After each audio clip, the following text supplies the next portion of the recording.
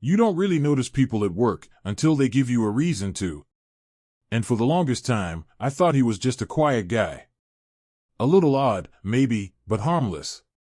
Until the day I realized he never blinked. Not once. Not even when I stood inches away from him.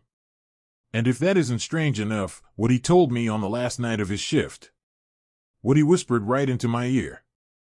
Still keeps me awake every single night. I started working at a small logistics warehouse in 2021. Nothing special, just sorting packages, updating logs, and making sure nothing went missing. It was boring, but it paid rent. Everything was normal until management hired a new overnight worker named Ian. He was tall, pale, and had this strange habit of standing perfectly still, like he was posing for a photograph. But the thing that caught everyone's attention was that no one ever saw him blink. At first, we joked about it. Maybe he's one of those guys who trains himself. Or he probably uses contacts. But there was one moment, one night, where I realized it wasn't a coincidence. One night, I walked into the supply room and saw Ian standing in total darkness. The light switch was right beside him, but he didn't turn it on. He was just staring at the wall, completely motionless. I cleared my throat. "Hey, you need something?" He didn't move. Didn't speak. Didn't even twitch. Then, as I stepped closer, I realized something that made my skin crawl. He wasn't staring at the wall. He was staring at a small, red handprint on the metal shelf. Too small to be an adult's. Too high to belong to a child. When he finally acknowledged me, he slowly turned his head. Those wide, dry eyes glistening in the faint emergency light. "You see it too," he whispered. That night, I barely slept. Over the next few days, I paid closer attention to him. And I realized something terrifying. He really didn't blink. Ever. During lunch breaks. During long shifts. Even when dust got in his eyes, he wouldn't even flinch. One day, I tested it. I stepped right in front of him, close enough to see the veins in his eyes. He stared directly into my eyes, expressionless. And still. Nothing. Not a single blink. But then he leaned slightly forward and whispered, "You shouldn't stand so close. He gets curious." I stepped back instantly. "What do you mean?" Ian didn't answer. He simply walked away like nothing happened. It wasn't just the staring anymore. He started showing up in places he shouldn't be. The break room at 3 a.m. The locker hallway lights turned off. Standing behind shelving racks when no one noticed him approach. It was like he was trying to watch people without being seen. One night, coworker Melissa ran to me, pale and shaking. She said Ian had been standing behind her while she worked. Breathing slowly. And never blinking once. When she turned around, he leaned down and whispered something she refused to repeat. She went home early and requested a shift transfer the next day. I couldn't take it anymore. So during another late-night shift, I followed Ian into the back storage hall. He was standing there again, staring at the exact same spot where the red handprint had been. Except this time, the handprint was gone. His voice came out low and shaky, almost desperate. "He doesn't like you," he said. My throat tightened. "Who?" Ian slowly lifted his finger and pointed. "Behind me." I spun around. But no one was there. When I looked back at Ian, his eyes were wide, bloodshot, tearing from dryness. And he whispered. I blinked for him. That was the first time I ever saw him blink. One slow, painful blink. Like it physically hurt him. Later that night, I found Ian in the hallway, packing his things. He said he was quitting. I didn't ask why. I didn't want to know. But as he passed by me, he stopped, leaned in, and whispered something I will never forget. He stands behind you when you sleep. If you pretend not to notice, he goes away. But if you ever blink at the wrong time, He'll think you're signaling him. And then Ian walked out of the warehouse, never to return. To this day, some nights when I wake up, I swear I can feel someone standing in the corner of my room. I keep my eyes closed. Just like Ian told me. Night shifts are already lonely. But when your only partner is someone who refuses to talk, refuses to answer questions, and disappears for long stretches of time, you start noticing things. Strange things. And by the time I finally understood what my coworker was doing during those disappearances, it was already too late. Because I had seen something I should have never seen. I used to work at a large department store, one of those 24-hour places where customers rarely show up between 2 and 5 a.m. Because of that, the store used only 2 employees at night. Me. And the janitor. His name was Caleb. He was older than me, wore thick glasses, and always kept his hoodie on, even during summer. He barely spoke. He barely made noise. He barely existed. And weirdest of all, every time I'd look at him, his face would drop into an expressionless stare. Like he had been caught doing something. He gave me a strange, uneasy feeling from day one. My job was simple. Restock shelves. And keep the front area tidy. Caleb's job was even simpler. Clean floors. Empty trash. Wipe counters. But he was never where he was supposed to be. Every time I needed him, he'd be behind a clothing rack, inside the employees-only hallway, standing in a dark corner, or simply missing. One night, at around 3:10 a.m., I heard the backstock room door slam. I thought it was Caleb, so I knocked. No answer. I opened the door anyway and saw nothing. The lights were off. The room was completely empty. But the weirdest part? The mop he always pushed around was standing perfectly upright in the middle of the room, like someone had been holding it just seconds ago. That was the first moment I realized something was wrong. A few nights later, the manager asked me to check the cameras. Something about missing merchandise. I pulled up the back hallway feed and froze. At exactly 2:57 a.m., Caleb walked into the storage hallway, stopped under the flickering light, and turned to look directly into the camera. Not toward the camera. Into it. Like he knew it was there. Then he stepped backward into the darkness, until he disappeared completely. No other camera picked him up. He never came out. But at 3:06 a.m., just 9 minutes later, Caleb was suddenly mopping near the front entrance, acting normal. There was no connected hallway. No secret door. No explanation. He simply vanished from one area and appeared in another. I felt my chest tighten. What was he doing in those 9 minutes? And where was he going? A week later, I found something strange. There's a storage closet in the back that nobody uses, small, dusty, filled with old mannequins and broken shelves.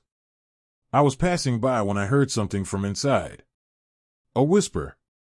Low. Almost like someone talking to themselves. I opened the door slowly, expecting Caleb.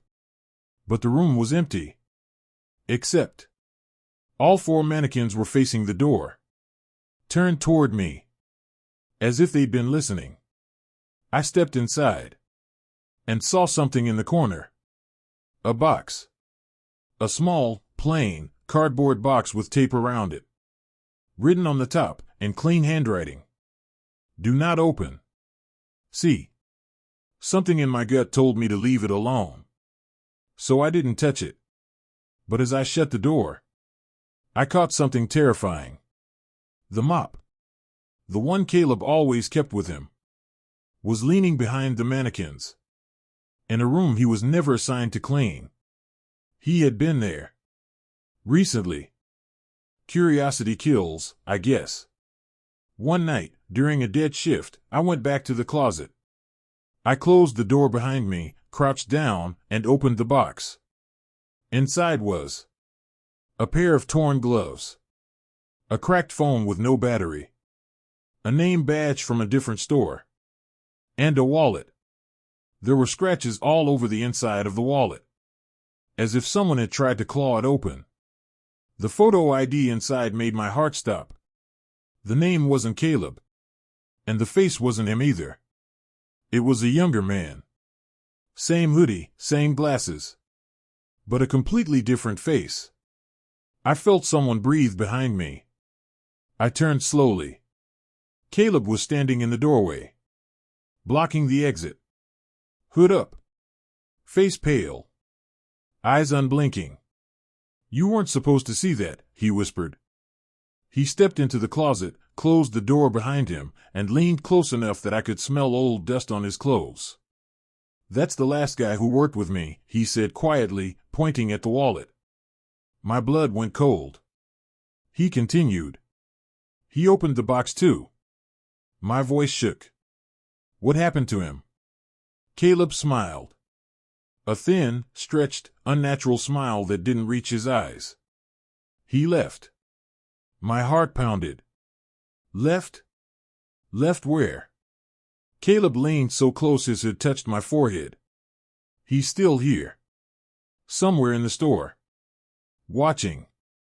I pushed past him and ran. Straight out the front entrance. I quit the next morning. But the part that haunts me most? 2 weeks later, I passed by the store with a friend. And through the glass, I saw Caleb mopping the floors. Except, when he turned around, it wasn't Caleb's face. It was the face of the man from the wallet. And he didn't blink once. They always said our workplace was quiet at night. Too quiet. But the thing no one talked about, the thing everyone pretended didn't happen, was that the previous night shift worker simply vanished one night. No goodbyes. No resignation. No final clock out. And when I replaced her on the shift, I started finding the things she left behind. Things she shouldn't have had. Things she shouldn't have been doing. Things that still make my skin crawl when I think about them. I work at a private security company. Not the tough type, just boring night surveillance inside corporate buildings. Cameras, doors, rounds. Nothing special. In 2022, I was assigned my strangest site yet. A 5-story office building that used to be a medical research center. My supervisor gave me a quick briefing, but one detail bothered me. "This is a solo shift," he said. "You'll replace a guard named Nora. She left unexpectedly." "Left?" I asked. He hesitated before speaking. "She just walked out one night and never came back." I brushed it off. People quit jobs all the time. But on my first night, while scanning through the old shift logs, I noticed something strange. Nora's last entry was blank. Just an empty signature line. As if she never clocked out. The security office had a small locker room. Most lockers were empty, except one. The one labeled Nora H. I opened it. Inside were a half-finished water bottle, a small notebook, her flashlight, and a jacket neatly folded. It looked like she had planned to come back. Like she had just stepped away for a moment. But the notebook was the worst. Pages filled with tense handwriting, repeating the same line. "He walks the hall at 3:12. Every page. Dozens of times. Same phrase. Some lines were written so hard the pen tore through the paper. Why would someone write that? I closed the locker quickly. For the first time, I felt uneasy. My job was to perform building rounds every hour. Most floors were empty, cold, lifeless. But something about the third floor bothered me. The air felt heavier there. Old medical equipment was still covered in white sheets. The fluorescent lights hummed louder. At around 2:58 a.m., I passed by a hallway camera feed and froze. There was someone standing at the far end of the third-floor corridor. A man. Tall. Facing the wall. His arms hung unnaturally still at his sides. At first, I thought it was a glitch. Until he slowly tilted his head. Just enough to let me know he wasn't frozen. My heart dropped. I rushed to the hallway. And like always, it was empty. No man. No footsteps. Nothing. But the worst part? When I checked the DVR timestamp, it was exactly 3:12 a.m. The same time Nora wrote over and over in her notebook. The next night, things got worse. Much worse. While doing my rounds, I found fresh footprints on dusty tiles. A chair pulled out in an abandoned office. A door swinging slightly, though there was no draft. Someone was moving. Someone who wasn't supposed to be there. I went back to the security office, heart pounding, and started checking old footage. Scrolling back through nights before I took the job. That's when I saw her. Nora. She was sitting at the desk, staring at the monitors.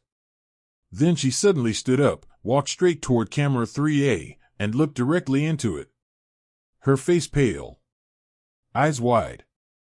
After a moment, she mouthed one word. Run. Then she turned off the cameras. All of them. After that night, she never came back. I should have quit right then. But curiosity kept me there. On my 5th night, I decided to walk the exact path Nora had taken before she disappeared. Everything was silent. That type of silent where even your breathing feels too loud. When I reached the 3rd floor, the hallway lights flickered. I lifted my flashlight and saw wet footprints leading around the corner. Human footprints. Bare feet. Slowly, I followed them. They led to a door marked Lab Storage 3C. A door the supervisor told me never to open. But the footprints went right under it.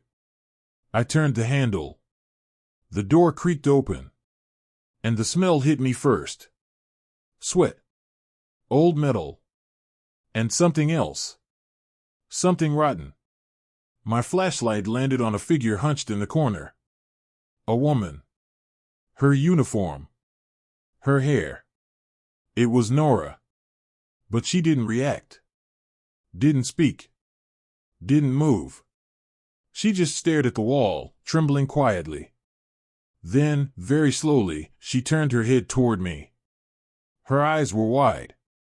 Terrified. Like she'd been living in fear for days.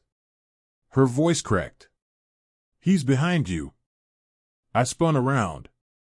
But the hallway was empty. No footsteps. No shadow. Nothing. When I turned back, Nora was gone. The room was empty. Completely empty. As if she had never been there. I ran full speed back to the security office, shaking. Pulled up the cameras. And froze.